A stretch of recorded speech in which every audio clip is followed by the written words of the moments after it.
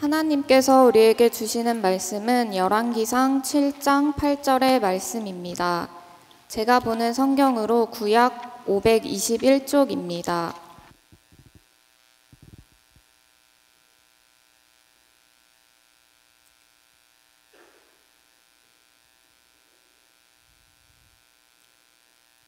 이제 열왕기상 7장 8절의 말씀을 봉독하겠습니다. 다 함께 일어나셔서 하나님의 말씀을 경청하시기 바랍니다. 솔로몬이 거처할 왕궁은 그 주랑 뒤 다른 뜰에 있으니 그 양식이 동일하며 솔로몬이 또 그가 장가든 바로의 딸을 위하여 집을 지었는데 이 주랑과 같더라. 아멘. 여러분 보험 많이 들어 놓으셨나요? 제가 이렇게 찾아보니까 한 사람이 보통 보험을 3-4개 정도 든다고 합니다. 많이 드네요. 예. 왜 이렇게 많은 보험을 들까요? 불안하기 때문이 아닐까라는 생각을 해봤어요. 뭔가 어떤 우리 인생 가운데 어떤 일이 닥칠지 또 어떤 어려움이 올지 확실하지 않으니 보험을 드는 것이죠. 보험에도 참 종류가 많은 것 같습니다. 가장 흔한 자동차 보험부터 해서 각종 질병을 보장해주는 보험, 또 생명보험 이런 것도 있고요. 화재보험, 이런 일반적인 보험들, 또 특별한 보험들도 있더라고요. 키퍼슨 보험이라고 들어보셨어요? 쉽게 말해서 이 신체보험인데 물론 아무나 가입하고 싶다고 받아주는 건 아니더라고요. 저는 안 받아줄 것 같아요. 유명 스타라든가 운동선수들이 많이 드는 보험이라고 합니다. 보험금도 이렇게 딱 정해져 있는 게 아니에요. 계약하는 사람이 얼마짜리를 들 거라고 요청하면 보험금을 산정해서 이렇게 알려준다고 합니다. 세계적인 축구선수 호날두는 양쪽 다리에 1억 3천만 유로짜리 보험을 들어놨다고 해요. 한 1,700억 정도 되죠. 호날두 하니까 좀 싼 것 같다, 그렇죠? 예, 제니퍼 로페즈는 10억 달러짜리 엉덩이 보험을 들고 있다고 하고요. 엉덩이 보험. 예, 머라이어 캐리는 우리 돈으로 1조 원짜리 다리 보험을 들었다고 합니다. 가수인데 성대보험이 아니고 다리 보험을 1조 원짜리를 들었다고 하니까 좀 신기했어요. 찾아보면서 이런 특별한 보험들도 있고요. 또 이런 사람이 많지는 않겠지만 영적인 보험을 들어놓는 사람도 있습니다. 제가 군 생활하며 있었던 일 하나 이야기해 보려고요. 특별한 이유가 있지 않는 한 이제 우리나라 대한민국 남자라면 군대는 다들 가게 되지 않습니까? 이 자리에도 다녀오신 분, 꼭 갈 분, 또 가 계신 분, 안 가도 되는 분, 부러운 분, 어쨌든 다 있으실 텐데요. 물론 저는 다녀왔습니다. 예, 자랑하는 거예요. 곧 갈 분들에게. 부럽죠? 네. 여기 특히 여기 새내기들. 예, 제가 군 생활하면서 이제 만났던 분 이야기인데요. 굉장히 독특한 분이셨어요. 저는 이제 병사였고 그분은 간부였는데 일단 그분은 군 생활에 별 미련이 없는 분이셨습니다.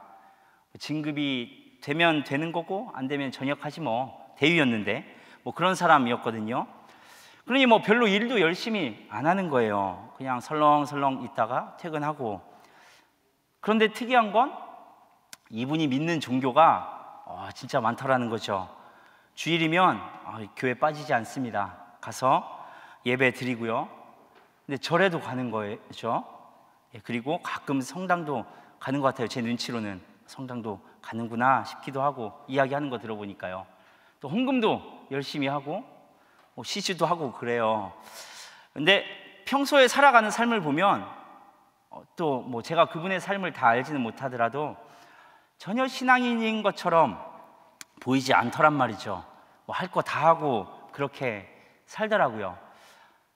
제가 이제 짬이 안 된다고 하죠. 계급이 낮을 때는 차마 못 물어보잖아요. 그리고 대위인데 어떻게 이등병이 물어보겠어요? 근데 짬 좀 먹고 이제 병장쯤 돼서 물어봤습니다. 군대 갔다 오신 분들은 알겠지만 병장쯤 되면 소위 이런 애들은 미치예요. 이미 대위 이야기할 수 있는 정도. 물어봤죠.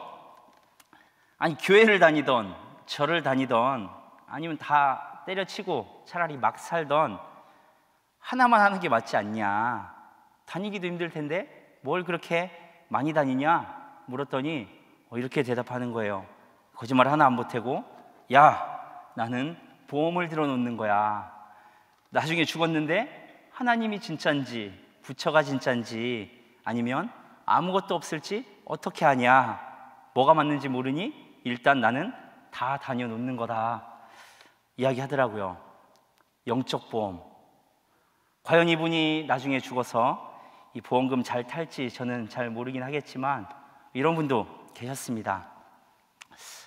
오늘 우리가 함께 읽은 본문의 말씀은 솔로몬 이야기죠. 솔로몬에게서 우리는 참 많은 것을 배울 수 있습니다. 여러분이 잘 아시는 대로 솔로몬은 왕이 된 후에 가장 먼저 하나님 앞에 1000번제를 드렸죠. 그리고 하나님은 그 예배를 기쁘게 받으셨습니다. 그리고 솔로몬에게 물으시죠. 네가 바라는 것이 무엇이냐라고 물으십니다. 솔로몬의 대답 이렇습니다. 누가 주의 이 많은 백성을 재판할 수 있사오리까? 듣는 마음을 종에게 주사 주의 백성을 재판하여 선악을 분별하게 하옵소서. 그랬더니 하나님이 솔로몬이 이것을 구하매 그 말씀이 주의 마음에 든지라. 드린 예배도 하나님 마음을 흡족하게 하였는데 구한 소원도 하나님을 기쁘시게 한 거예요. 주의 마음에 든지라. 그런데 그런 솔로몬이 변한 것이죠. 열왕기상 11장 9절입니다. 솔로몬이 마음을 돌려 이스라엘의 하나님 여호와를 떠남으로 여호와께서 그에게 진노하시니라. 여러분, 요즘 날씨 참 좋지 않아요? 이제 연애 학교도 하고 그러는데 사랑하기 딱 좋은 날씨인 것 같아요. 여러분 다들 연애 해보셨잖아요? 아니에요? 여러분 사랑하는 사람이 생기면 어떻습니까? 연애는 안 하더라도 사랑은 하잖아요. 막 마음도 싱숭생숭하고 설레고, 사랑 얘기만 해도 웃음이 나네. 그 사람 막 생각만 해도 가슴이 두근두근 뛰고 그렇지 않아요? 물론 저도 그런 분이 계십니다. 자랑하는 거예요. 사랑에 빠지면 온 마음이 그 사람에게 가 있는 거죠.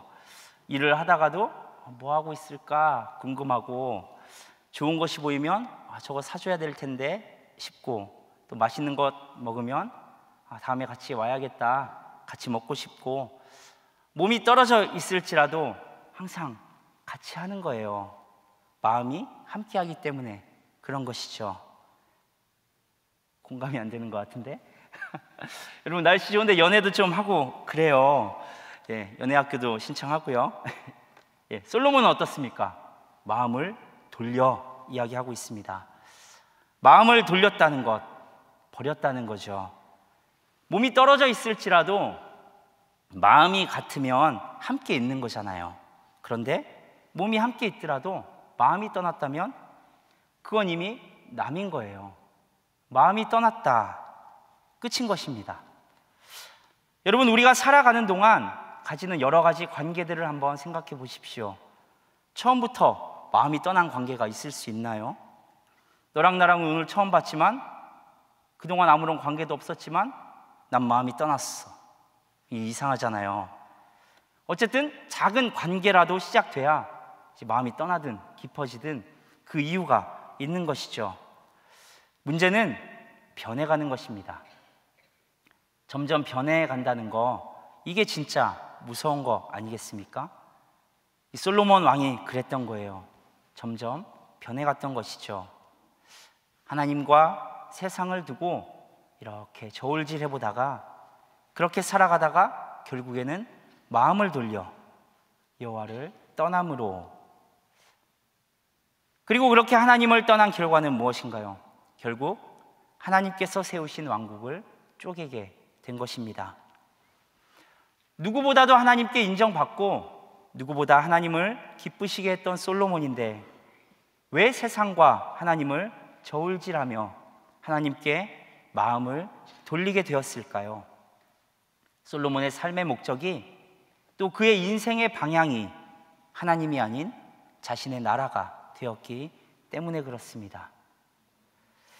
그 어느 때보다 부유하고 강력함을 누렸던 이 솔로몬 시대의 이스라엘, 그 견고함을 지키고자 모든 사람들과 나라들의 자신의 힘을 과시하고 또 인정받고자 자신이 가진 재산, 명예, 권력을 유지하고자 솔로몬은 생각한 것이죠.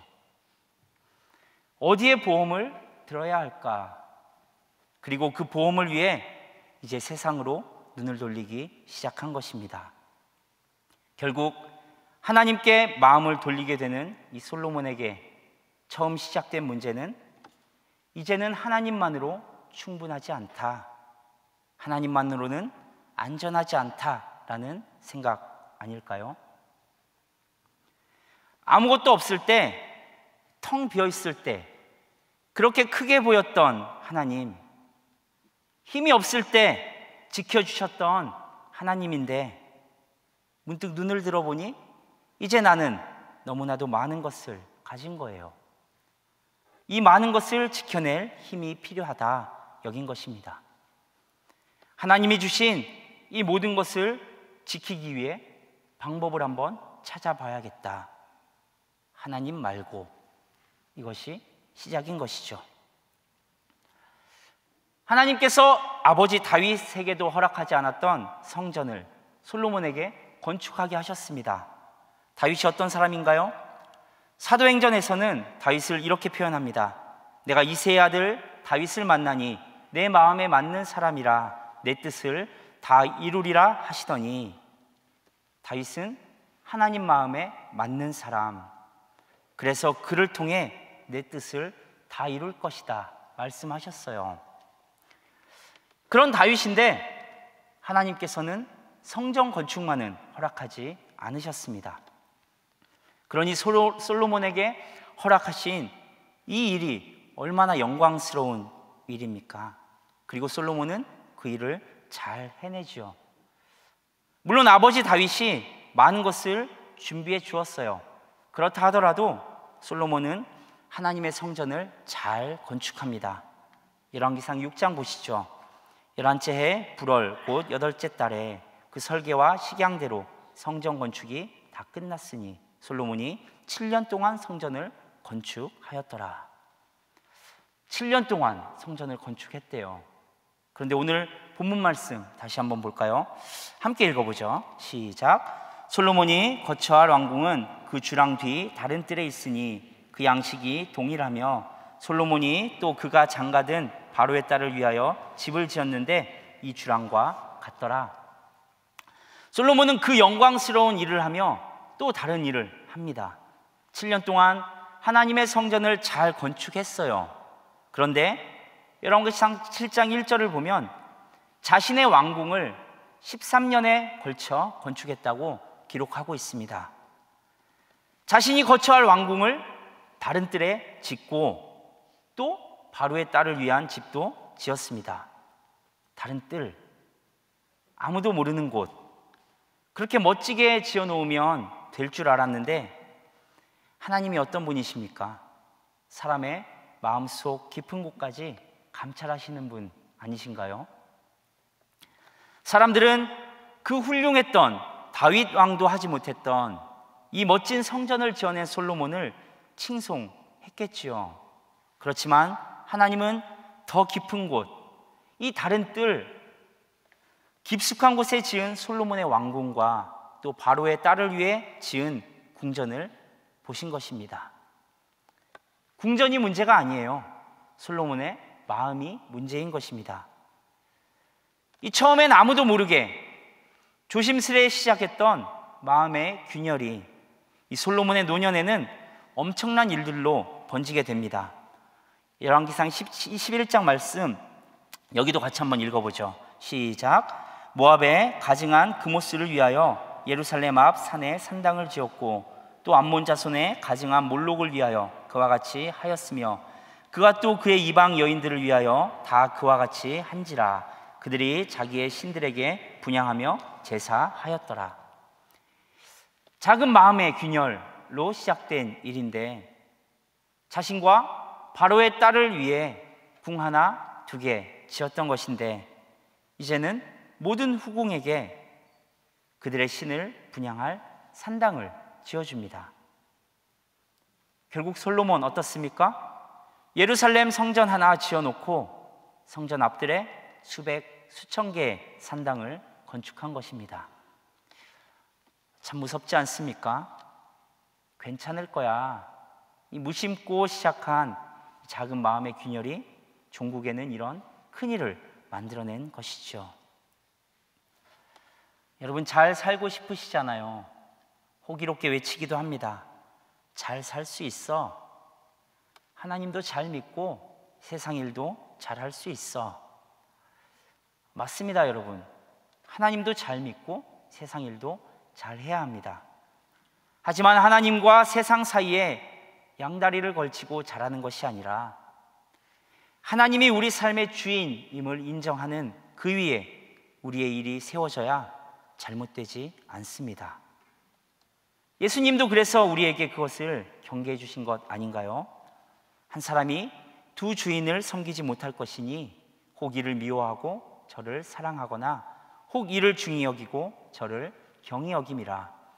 너희가 하나님과 재물을 겸하여 섬기지 못하리라. 이 솔로몬이 가진 문제의 근본이 여기에 있습니다. 물론 그의 행실이나 그의 죄도 문제지만 더 큰 문제는 하나님께로부터 돌아서서 두 주인을 섬겼다는 것이죠. 아버지인 다윗 역시 완벽하지는 못했습니다. 온 나라를 어려움에 빠뜨릴 만한 큰 죄도 지었습니다. 그러나 하나님께서 나단 선지자를 통해 다윗의 죄를 돌이키게 하셨던 것이죠. 또 그 이전의 왕인 사울은 어떻습니까? 사울의 죄로 하나님이 버리신 건가요? 아니요. 범죄한 사울에게 하나님께서는 동일하게 사무엘 선지자를 통해 회개할 기회를 주셨습니다. 다윗과의 차이는 여기에서 나타나는 것이죠. 사울은 회개하지 않았습니다. 이 둘의 차이는 하나님의 기회 앞에 회개했느냐, 그렇지 않았느냐로 나타난 것이죠. 그렇다면 다윗이 하나님 마음에 끝까지 맞는 자로 하나님께 쓰임받을 수 있었던 이유가 무엇인지 우리는 분명히 알 수 있습니다.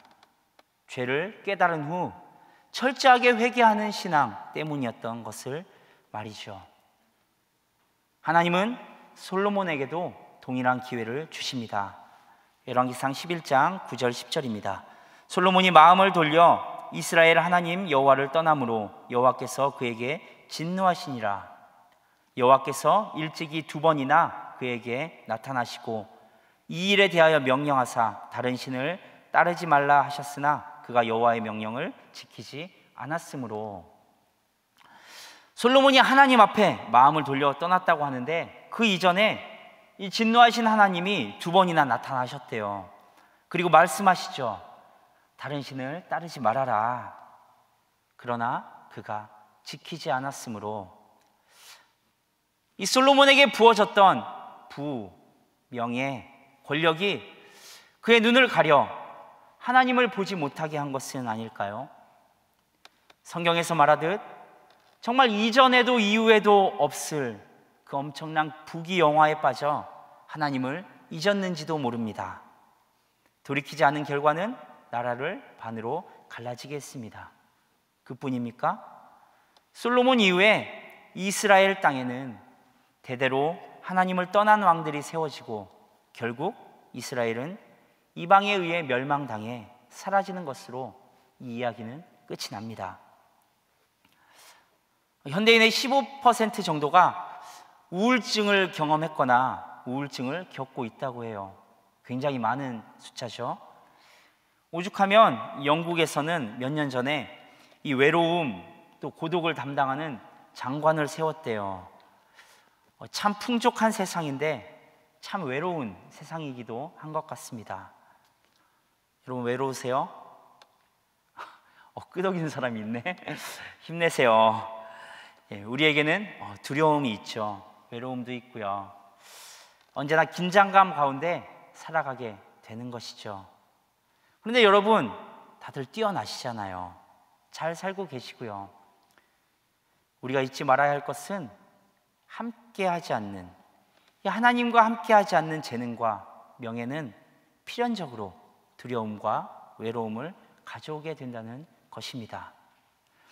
그래서 그리스도인들의 삶을 말할 때 가장 중요한 것이 뭐냐라고 한다면, 어떻게 시작하느냐도 중요하지만 어떻게 끝마치느냐, 그리고 그 끝마치는 단계까지 어떻게 하나님과 동행하느냐, 이것이 진짜 중요한 것 아니겠어요?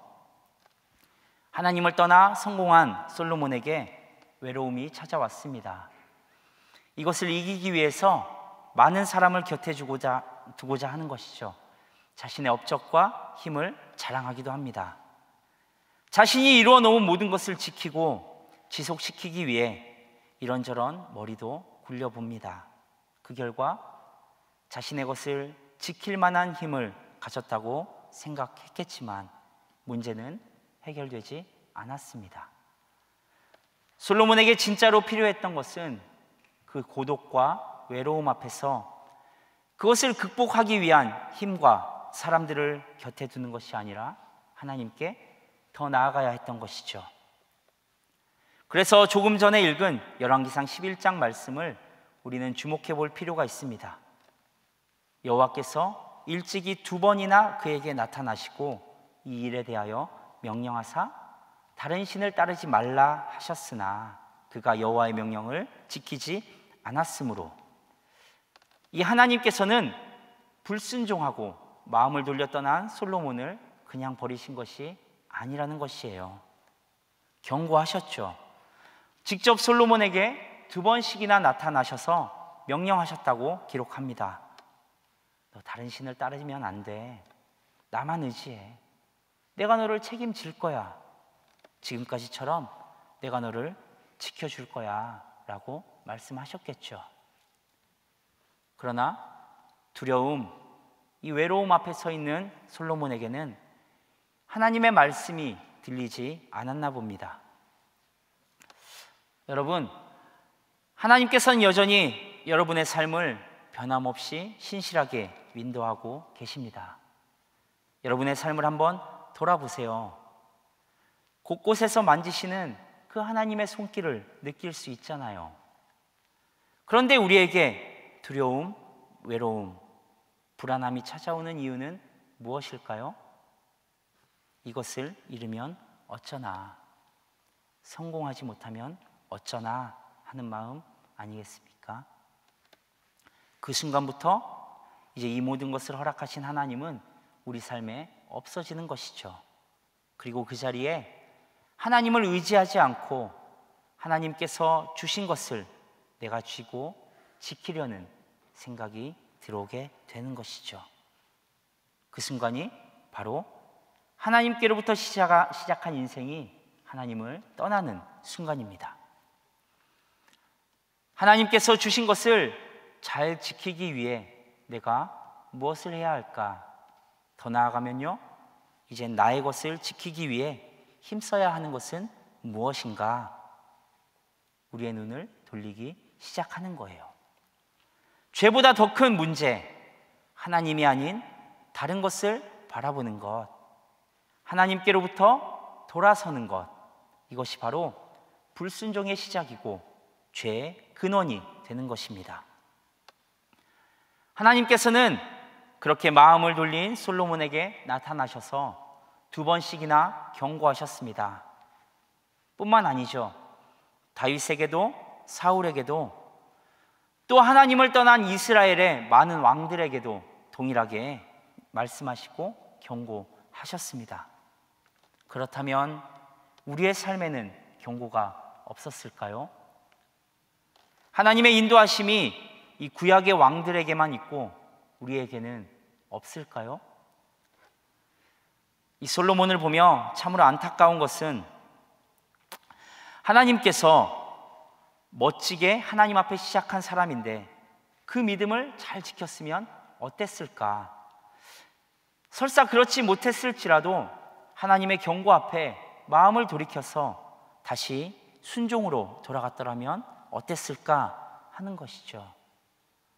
하나님께서 솔로몬에게 기회를 주신 것이 은혜인데 그 은혜를 은혜로 느끼지 못했기 때문에 결국 하나님을 떠나게 된 것입니다. 함께 하시는 하나님의 은혜를 못 느낄 정도가 되어버렸다면 이미 불순종의 길로 들어선 것이라고 할 수 있는 것이죠. 이 솔로몬을 통해 우리가 느끼고 배워야 할 것이 바로 이것입니다. 하나님의 은혜로 우리 삶에 축복이 넘칠 때 하나님의 은혜를 잊지 않도록 해야 한다는 것입니다. 가뭄 가운데 내리는 비를 감사하지만 정수기를 틀 때마다 흘러나오는 물을 보며 감사하지는 않죠. 코로나로 2년간 마스크를 쓰고 다닐 정도는 돼야 자유롭게 숨 쉴 수 있는 것이 얼마나 감사한 것인지, 우리 일상 가운데 매일 마시는 공기에 대한 감사는 우리는 잊고 살아갑니다.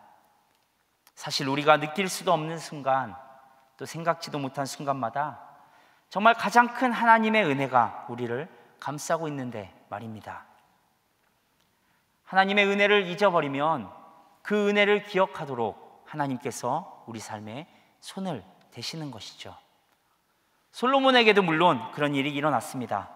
열왕기상 11장 14절에서 33절에 보면 이 외적으로는 에돔 사람 하닷을 일으켜 이 소국들을 독립하게 하심으로 이 솔로몬에 대항하게 하셨고, 또 내적으로는 여로보암이 반란을 일으켜서 이 솔로몬의 죄에 대해 심판을 하시죠.